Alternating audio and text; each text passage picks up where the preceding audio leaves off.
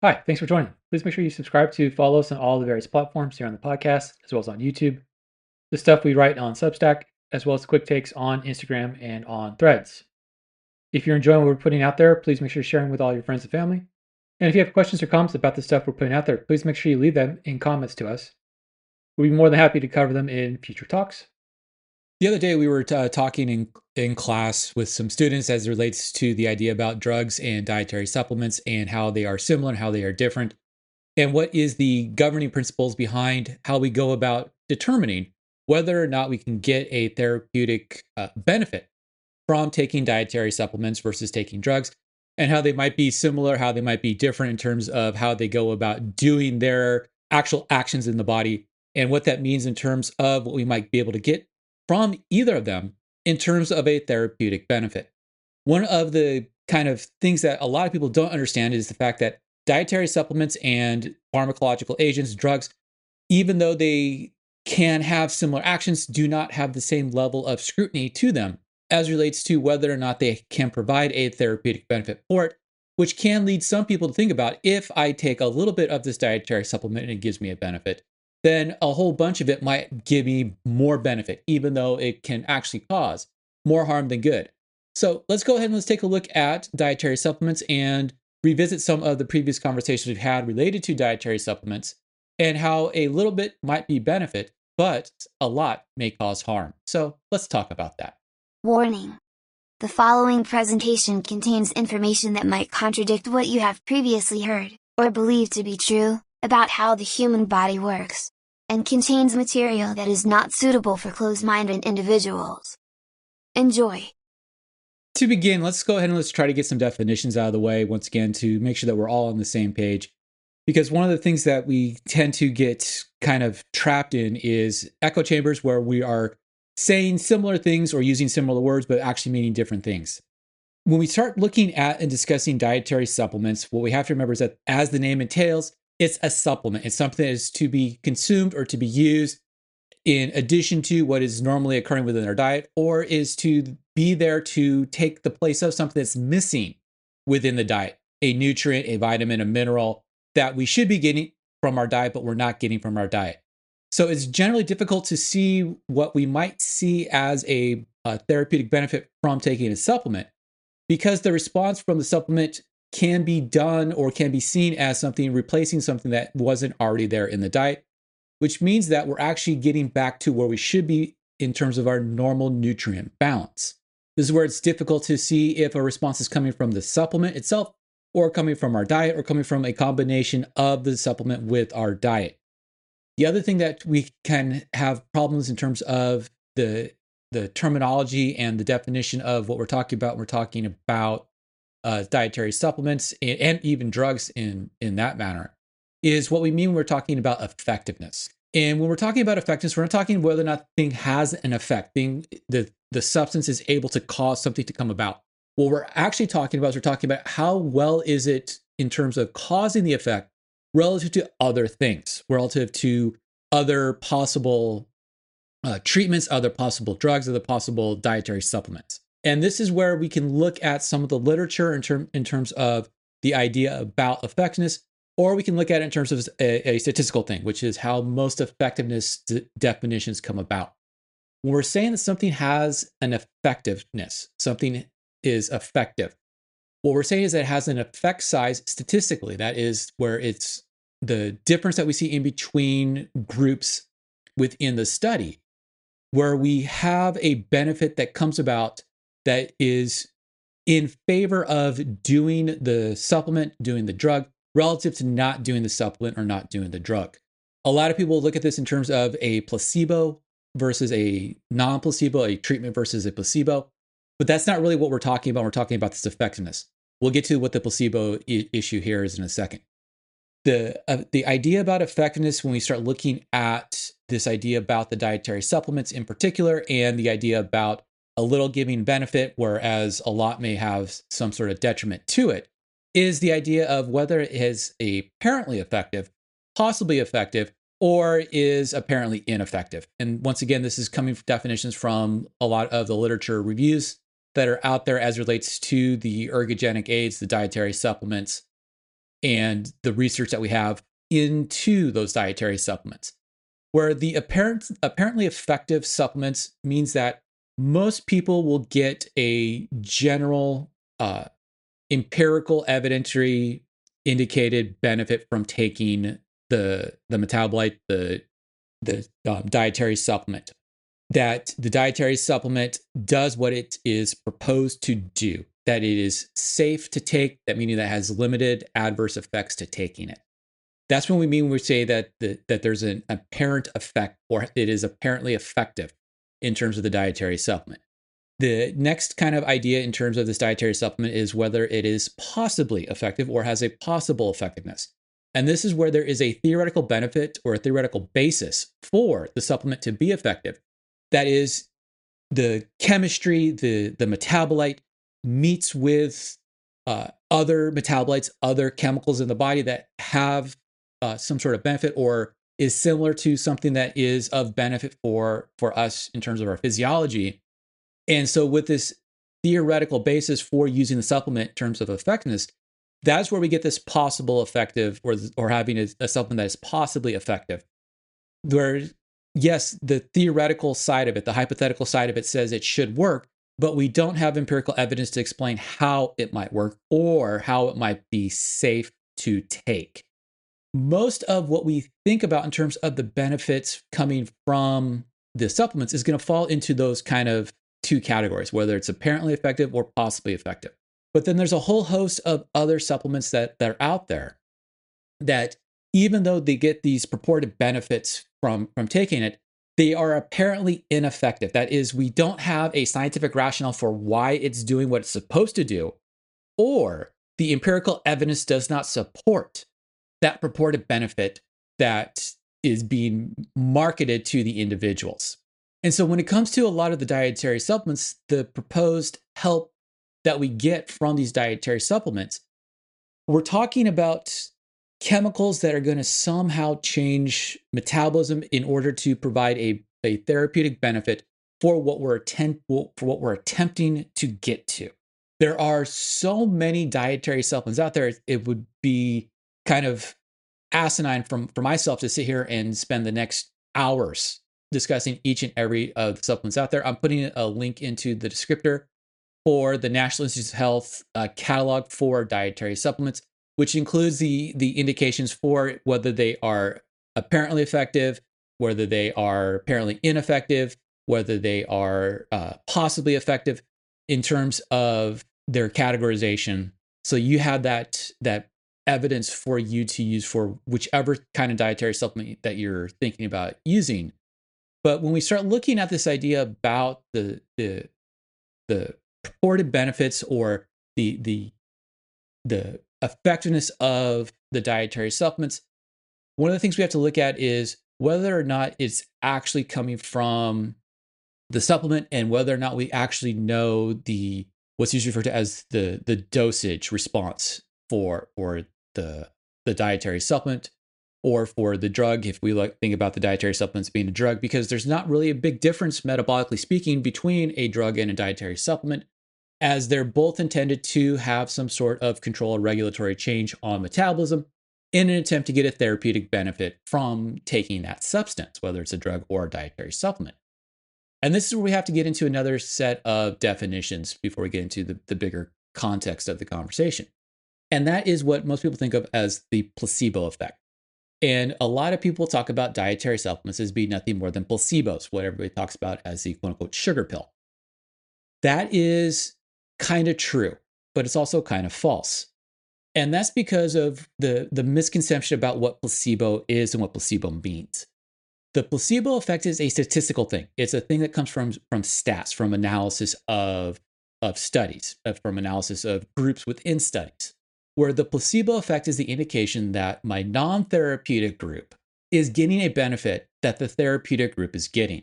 And it's a statistics thing. It's where we indicate that there is no difference between the two groups. The rationale that we have, the physiological rationale, is actually a neurophysiological rationale that goes into a psychological change that can take place due to the fact that I think that I'm getting something that has therapeutic benefit. That thinking that I have a therapeutic benefit is what's referred to as a Hawthorne effect. And it's that Hawthorne effect that is giving us the idea that simply taking the supplement is going to have a benefit for me. Taking the drug is going to have a benefit for me. Or even if I'm given something that I'm told is a drug, it will have a benefit for me because I'm going to change slightly how my stress hormones are coming about, how other hormonal responses are coming about, because I think I'm getting something of therapeutic benefit. And because I think I'm getting something of therapeutic benefit, that means that I'm going to change how my body's functioning based off the idea that I'm getting something of therapeutic benefit. It also leads into a secondary effect that we have to deal with whenever we're going towards a pro-health behavior, a behavior that is going to improve my overall health status, my overall level of being healthy.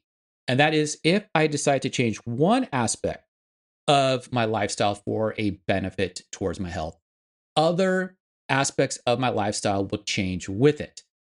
And when we start looking at a lot of the health issues, particularly when we start looking at a lot of the health issues come from the dietary supplement side or the change of diet or the change of activity. If we change one aspect of that, we're going to change other aspects with it, which means it's very difficult to indicate within an intervention, within a study, that the benefits are coming solely from taking the dietary supplement versus all the other things that are coming into play, because we cannot, in terms of research design, control for all those other aspects. Because if I am trying to lose weight and I start noticing that I'm losing weight by changing my diet slightly, I'm going to try to change my diet a little bit more, or I'm going to try to increase my level of activity. Or if I'm increasing my level of activity, I may change my diet in accordance with the fact that I'm changing my level of activity, which makes me feel better about the fact that I am being more active. It's almost like a reward benefit kind of construct, where as I start to change one aspect of my life, I'm going to change other aspects of my life in order to get the compounding effect of all of those aspects together, taking me from being unhealthy to taking me to be healthy. And so with those two kind of ideas out of the way, the definitions about effectiveness and the idea about what kind of benefit we can get from the dietary supplements, from the drugs that we might be using as a means to help with obtaining changes in our overall physique, our overall body composition, our overall level of health. Let's go ahead and let's talk a little bit about dietary supplements. Let's talk a little bit about the governance of dietary supplements, at least within the United States, the governance of dietary supplements within the United States, and why we have to be very careful about taking too much of any type of dietary supplement, as we don't have the same level of governance that we have with drugs as it relates to the dietary supplements. And when we start looking at this, the dietary supplements are products that are intended to supplement the diet, that contain minerals and nutrients, that contain other chemicals that may normally be ingredients within our diet, or may be supplements to those minerals that are in the diet, or those vitamins that are within the diet, or metabolized within the diet, that are meant to cause specific metabolic changes, that are intended to cause changes in our overall health, that are intended to cause changes in our rates of metabolism, that can lead to increased utilization of fuels. And by increased utilization of fuels can lead to changes in body composition in conjunction with the changes of other lifestyle aspects, diet and exercise. Almost any of the things that do not come directly from the foods, we should think about as being dietary supplements, whether those are the multivitamins, the multiminerals, any type of carbohydrate or amino acid powders that are being consumed. Anything that is meant to be consumed outside of the normal foods that we take as a means to increase total dietary intake of that nutrient, of that metabolite, or of the constituent, the molecules that make up the nutrients that are necessary for the tissues of the bodies in order to maintain their normal homeostatic regulation. Along with that, any of the nutrients or metabolites that can be considered herbal or botanical in terms of substance, that are not specifically manufactured or extracted and refined into pharmacological agents, drugs, are also considered to be dietary supplements, whether or not they are specific nutrients, or whether or not they are specific metabolites, or whether or not they are specific chemicals. that may or may not be directly involved with the regulation or control of metabolism. And that's a key point here, is that these are substances that are not intended to be ingested alone or in place of a meal or advertised, if this goes into the governance area here, or advertised as conventional foods or sold as conventional foods or conventional meals or as a diet. These are really, if we think about in terms of the governance, which we're going to get to here, these are unregulated substances. These are substances that we do not know actually have a scientific empirical value to taking it. There is a lot of research that goes into specific types of substances and specific types of dietary supplements, specific types of amino acids, specific types of amino acid metabolites, specific types of botanical extracts that we do know have therapeutic benefit that we've talked about previously, such as creatine, such as ephedra alkaloids, that by themselves have a distinct therapeutic benefit as relates to changes of physique, changes of metabolism, changes of homeostatic regulation within the body that are not controlled as if they are drugs, even though they have the same type of regulatory action, the same type of homeostatic action as other drugs might have. Whereas drugs, on the other hand, are pharmacological agents that are ingested in order to alter specific tissue functions that are chemically similar to hormones, chemically similar to metabolites that are known to regulate metabolism, regulate homeostasis within the body. This is where we get into that kind of gray area as to whether or not a supplement is a drug or a drug is a supplement. Because any metabolite that we have in our body that has a chance to regulate metabolism has a chance to be a hormone. And since it has a chance to be a hormone, it has a chance to be a drug. You have to think about drugs as being kind of chemicals that are meant to be hormones that may not actually be the hormones, where hormones are just the chemical messengers within the body that we use in order to maintain our homeostasis, that we use to maintain our optimal performance throughout the day. And this is where, for things like drugs, we need to have prescriptions to get those drugs, or they may be drug-like substances that we might find in everyday things that we eat or drink, things like caffeine. Caffeine is a drug. Things like nicotine is a drug. Those are things that we can get without having prescriptions, ibuprofen, acetaminophen, those kinds of things that we can get without needing a prescription. Whereas a lot of the other drugs that we think about as being hormones or controlling in terms of hormone actions are things that we're going to need to have prescriptions for. Things that are going to somehow improve health, somehow cure what's going on with the body in terms of having illness or disease. Whereas dietary supplements are substances that are not regulated in that same fashion as the drugs, even though they may have the same or similar responses that we might see within the body. These are things that, based off of regulation, at least within the United States regulation, are not things that are meant to be advertised or sold as ways to improve health or to cure or rectify any type of disease or illness, even though they're taken as those things. When we start thinking about a lot of these dietary supplements, a lot of the drugs and pharmacological agents that we think about, the idea of what we are trying to get from these dietary supplements for a number of them is that we're trying to take them as a possible pro-hormone for one of the normally acting hormones that we have in the body. This is where we have people who take large amounts of types of amino acids based off of the rodent researches that has shown that infusion of these amino acids within the bloodstream, L-arginine is one of them, will lead to growth hormone secretion within the rodents.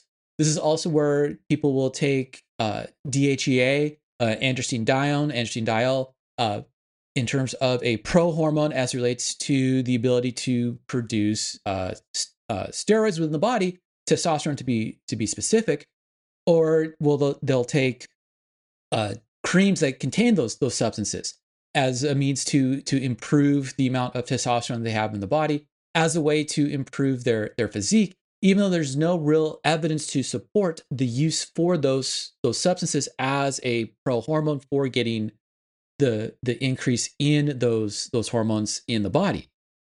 One of the things we need to understand also about most of the dietary supplements is that there's limited scientific evidence or medical evaluation of the substances as they're sold to the public.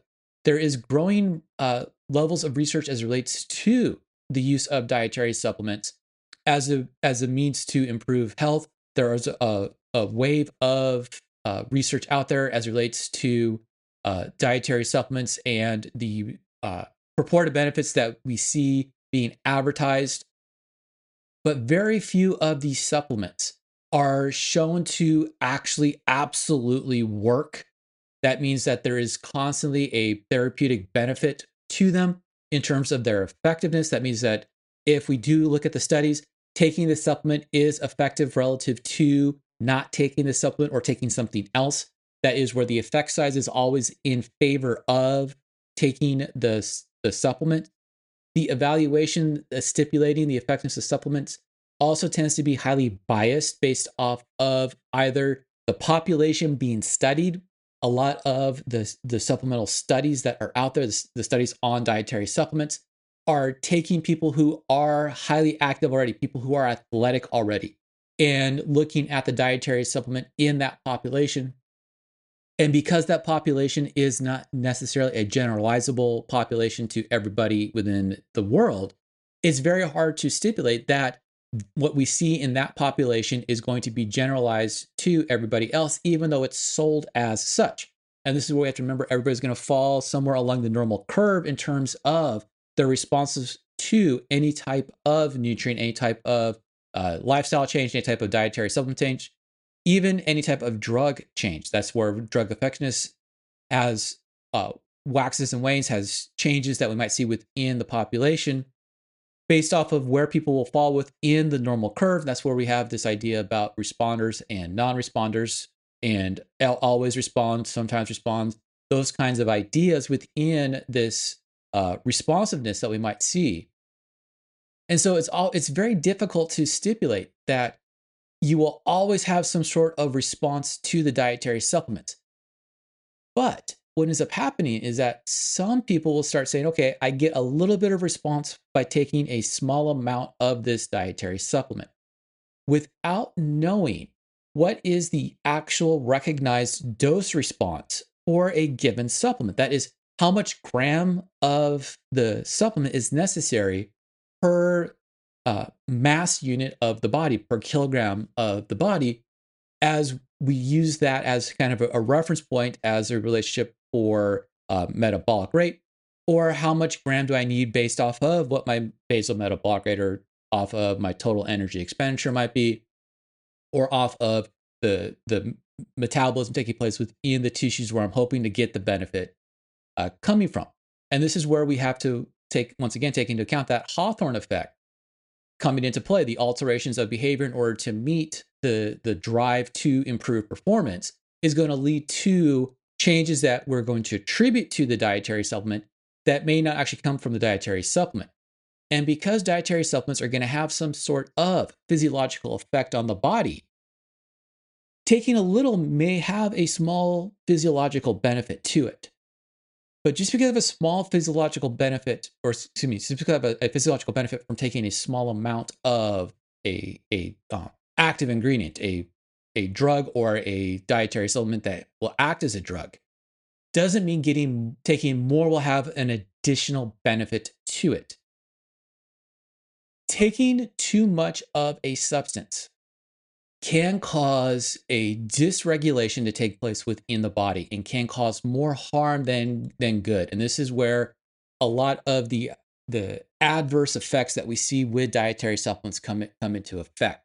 This is also where we see a lot of adverse effects coming into play when we start looking at drug adverse effects. This is also where we start hearing about or reading about in the news the ideas of these overdose issues for a lot of the illicit drugs that tend to make the headlines within the news, where I get a little bit of benefit from taking it. And when I take it, I get changes in receptors on the cells. Those are the little things on each of the cells of the body that are meant to respond to all of the chemical messengers going around the body, or even other nutrients that the cells need in order to function correctly.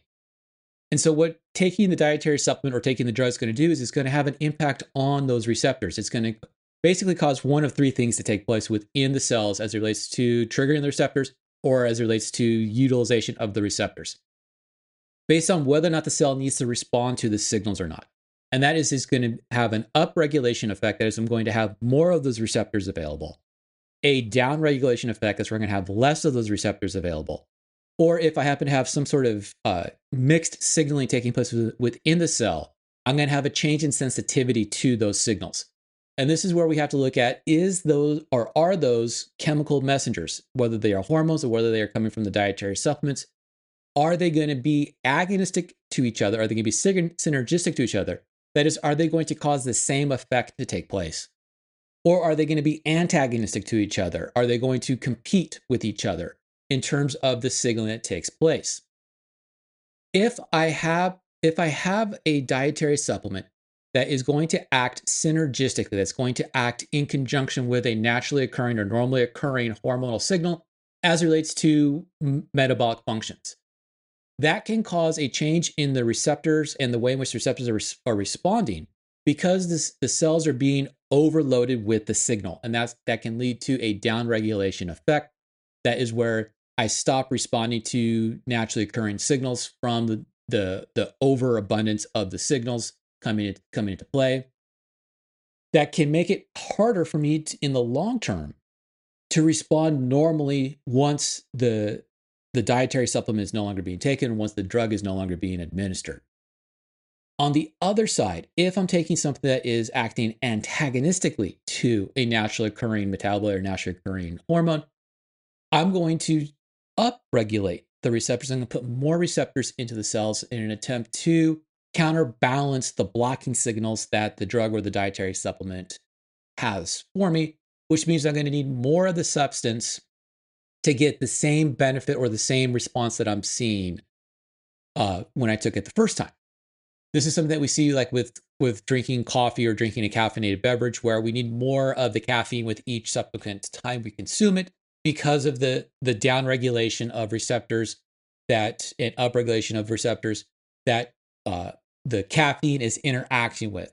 In the case of the downregulation, is with those stimulant receptors, the dopamine receptors, the epinephrine or adrenaline receptors, the adrenergic receptors, or the upregulation of the adenosine receptors, because the caffeine that's in coffee or the caffeine in the caffeinated beverages is going to act synergistically with the stimulant hormones, the stimulant signals, the dopamine, the norepinephrine, noradrenaline, the epinephrine, adrenaline hormones, neurotransmitters. It's going to act antagonistically to the adenosine hormone, the adenosine neurotransmitter.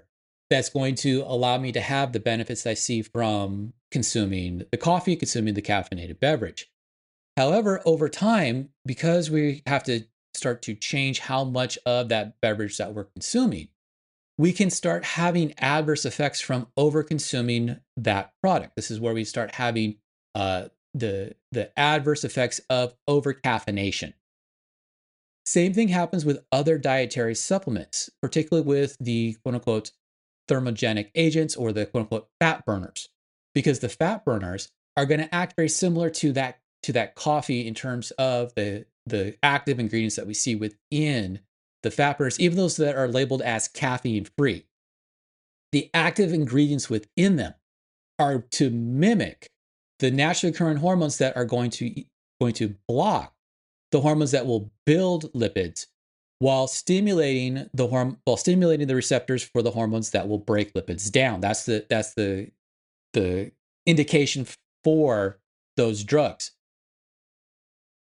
The problem is that those drugs are going to act as sympathetic mimics. They're going to act as stimulants, which means that we're going to have very similar effects to what we might see with taking coffee, where we're going to have, we'll have a little bit more alertness, we'll have a little bit more energy, put quotes around that, while taking the supplements. But the problem is that because they're coming in an unregulated dose, that is, we're not getting it in the milligrams that we might get with coffee or with a soda or even the energy drinks, we're getting it in an unregulated dosage. We may be getting too much of that stimulant, which will lead to adverse effects. And that's one of the reasons why the ephedra alkaloids are not sold anymore because of all the adverse effects that we saw with the ephedra alkaloids, even though ephedra alkaloids by themselves in small doses do have a very good therapeutic benefit as relates to reduction of fat mass. But the problem is that it goes into this, well, if a little bit is good for me, then a lot must be better. And the problem is that it causes me to build up too much heat. It causes me to have cardiovascular effects that mimic me overdoing the stimulants. And that can lead to adverse effects. And that leads to a whole host of cardiovascular and cardiometabolic and cardiorespiratory diseases that occur from overusing those substances, from overusing those stimulants that were meant to allow me to lose body fat. Even though the idea here is that we're trying to do things that will help me lose body fat. And that's because of all the adverse effects that are going to come about because, once again, a little bit of that dose, a little bit of that stimulant is good. However, too much of that stimulant is bad. The other thing comes into play with that too much idea is that if we have a little bit that's going to benefit me metabolically, having too much may actually tip me onto the other side of the balance point that we want to try to maintain as relates to homeostasis. One of these things that we know, even though it still gets advertised as being a benefit, are the antioxidants. Antioxidants, as we've talked about previously, have benefit. They're going to be beneficial in terms of reducing oxidative stress in the body. But that's only up to a certain point, only up to the point that we need the antioxidants in order to help control oxidative stress. However, if we start to overconsume those antioxidants, we're actually going to put ourselves into an oxidative stress from overconsuming antioxidants. And this is where having too much of the vitamin C, too much of the other antioxidants, this is where the idea about those superfoods and having those superfoods being loaded with antioxidants is going to not necessarily be of health benefit, because if I don't need the additional antioxidants, having those substances in the body can actually cause oxidative stress to take place simply because of the presence of those antioxidants in the body. And so we don't necessarily need all of those various antioxidants. We don't need all of those various vitamins. We don't need all those various minerals in excessive amounts. We need them in just the right amount. And that's where we have to look at what we don't get in terms of the dietary supplements is what is the appropriate level? What is the appropriate amount that is needed in order to have benefit? Do I need vitamin Bs? Yes. Do I need vitamin Bs in excessively high dosage? Well, not necessarily. In fact, excessively high doses can actually be counterintuitive to what is necessary for balancing of the body in terms of its overall homeostatic regulatory effects. And so when we start looking at what we need, what we don't need, and how to go about getting to that level of appropriateness, what we're missing in most of the dietary supplements is that dose response. How much is the appropriate amount to take? And if I don't know the dose response, I'm basically becoming my own test subject. And what is going to work for me is going to work for me, but it may not work for somebody else. And this is what is lacking in the ability to have good conversations about dietary supplements and how much of the dietary supplement is necessary in order to have benefits and always have benefits. And at what point in time do the benefits start to get lost? When we start looking at the dietary supplements, we start looking at the benefits that can get from the dietary supplements. One of the things we have to start thinking about, one of the things we have to always keep in the back of our mind is how much is the appropriate dose? And is there a known appropriate dose for me for a given dietary supplement? And for very few of the dietary supplements, do we actually have this number? Very few dietary supplements that are being sold in the quote unquote health food stores, do we actually know what is the therapeutic dose that gives me benefit? And just because we don't know the therapeutic dose doesn't mean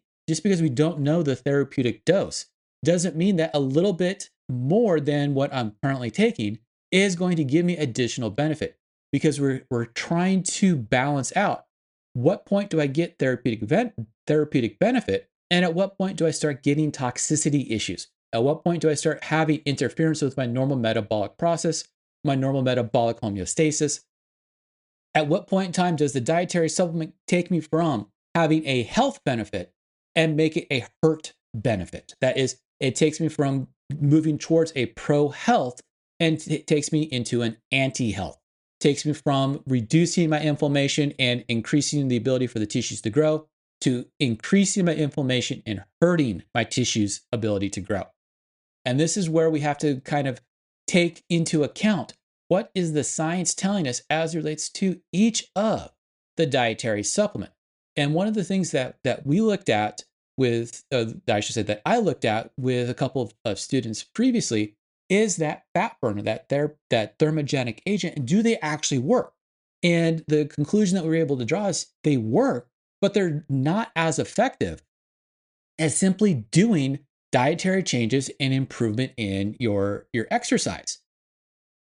This is where we start looking at all of the dietary supplements that are purported to benefit in terms of glucose metabolism in the blood. And one of the things we have to look at in terms of the idea about glucose metabolism in the blood, or glucose metabolites in the blood, or glucose in the blood, is why is there going to be elevated levels of glucose in the blood? And the reason why we see elevated levels of glucose in the blood is because of chronic levels of inflammation. Glucose goes up in the blood when we have an inflammatory response, when we have an immune response. It's a way that the body is prepping the body to have extra activity within the immune cells. And immune cells need glucose in order to do their metabolism in terms of their fuel source. And so when we start getting sick, when we start having any type of inflammation, we'll see elevated levels of glucose in the blood. And so if we start looking at the dietary supplements that are supposed to have an impact on blood glucose levels, if they don't do anything to either support the movement of glucose into the cells by regulating the glucose transporters, and this is where people kind of get incorrect information in terms of when insulin is needed and when insulin is not needed, and where insulin is needed versus where insulin is not needed. If we don't do anything in terms of changing a couple of the glucose transporters, the other and that's only done with a couple of the dietary supplements that are usually done in conjunction with diabetic medication. The only other way to help regulate glucose levels is to reduce inflammation stress. And so if a dietary supplement is not going to reduce inflammation stress to help regulate cortisol, help regulate other inflammatory hormones, other interleukin hormones, other leukotriene hormones that raise elevation or raise the level of inflammation.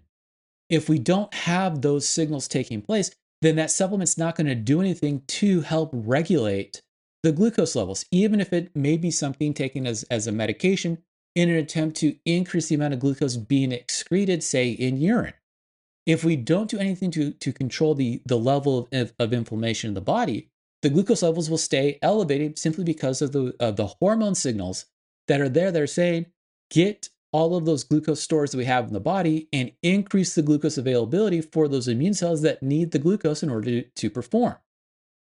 And this is where having various levels of stimulants within the body can have some change within glucose levels that can modify fuel sources being used within the body. This is the idea behind a lot of the fat burners, particularly for individuals who are over fat that are attempting to lose body fat by taking these dietary supplements. That's kind of the idea behind it, even though it's not going to necessarily improve their metabolic state without causing any other changes to their inflammation levels. Very similar ideas as it relates to some of the dietary supplements that come about as goes into the calcium metabolism and bone health.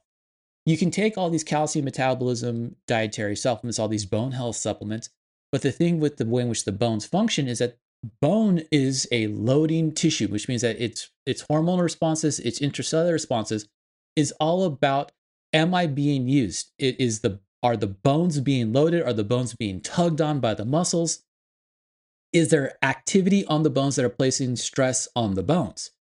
And without that activity, without those stresses on the bones will not respond in order to grow, in order to become healthy, or quotes around that. even if I'm taking all of these bone health supplements that are being advertised for me to take. Similar with the once again with the diet, with the glucose levels and the diabetic medications and the diabetic supplements. If I'm not doing anything to help control the inflammation levels, I'm not doing anything to help improve the anabolic responses within the body, the tissue growing responses in the body relative to the inflammation responses, nothing's going to change in terms of those signals. Whether I am taking the GLP agonists, the GLP synergists that are all the rave right now in terms of the weight loss, if I'm not doing anything to supplement the actual metabolic signals in the long term, those drugs aren't going to do anything. We're going to have rebound, the quotes around that, weight gain once those drugs are stopped. Same thing happens in terms of the changes that we see from the other supplements. Because even though those supplements have a therapeutic benefit, even those drugs have a therapeutic benefit, if we're not doing anything to cause long-term changes in the cellular responses, in the way in which metabolism is taking place in the body, we're not going to see benefits coming out from just doing that dietary, just doing that drug regimen, just doing that dietary supplement regimen. And that's because it's very difficult to separate the evidence that we have that shows support towards using just the dietary supplement or just the drug, independent of other pro-lifestyle changes. And when we look at stuff in aggregate, the evidence showing support towards most of the dietary supplements is inconclusive and tends to not be generalizable. When we start looking at the evidence as it relates to a lot of the drugs that we take as that are meant for pro-health behaviors, independent of changes to other pro-health behaviors, which is they tend to not have long-lasting effects, which is why if you look at the advertisements, it's always in conjunction with changes in diet and exercise, in conjunction with. And that's because we know that that the thing does not act independent of the other metabolic signals that come about. With the drugs, we know this is the dosage that we want to give you that will not have a toxic event, that will have a therapeutic event only. We don't have that with many of the dietary supplements that are taken for therapeutic gain.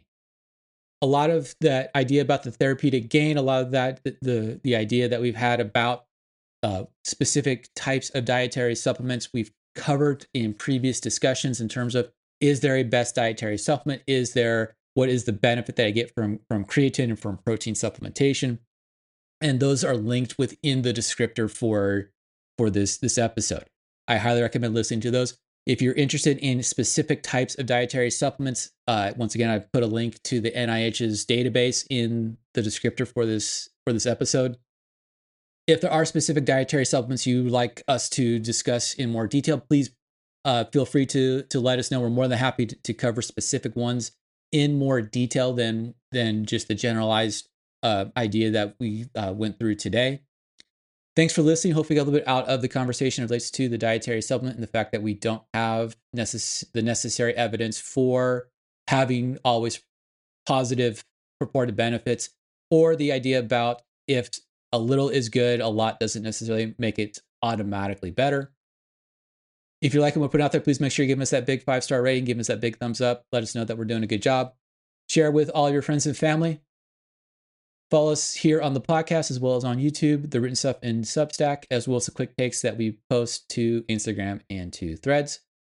Please stay tuned for further discussions, further talks about some of the myths and misconceptions out there and how we could go about utilizing scientific-based evidence to live a healthier life.